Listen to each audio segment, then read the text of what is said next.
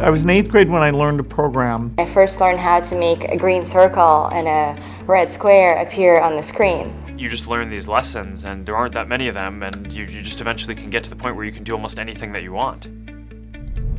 Computer science is just learning how a computer works and how it thinks so that you can teach it to do new things. These days, what you can do in computer science is pretty much amazing. I think it's the closest thing we have to a superpower.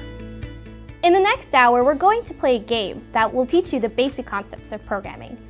Usually programming is all in text, but we'll use Blockly, which uses visual blocks that you drag and drop to write programs. Under the hood, you're still creating code. To start off, we're going to build code for a program that will help this angry bird move through a maze to get to the evil pigs that stole its eggs. Blockly is split into 3 main parts. On the left is the bird's maze, where your program will run. The instructions for each level are written below the maze. This middle area is the toolbox, and each of these blocks is a command that the bird can understand. The white space on the right is called the workspace, and this is where we'll build our program. If I drag the move block to our workspace and press run, what happens? The bird moves forward 1 box on the grid. And what if I want the bird to do something after the move forward on 1 box? I can add another block to our program.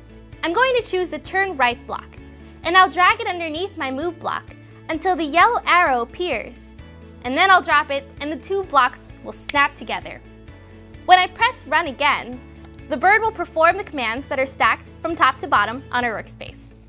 If you ever want to delete a block, just remove it from the stack and drag it to the trash can. After you've hit run, you can always hit the reset button to get the bird back to the start. Now let's get those pigs.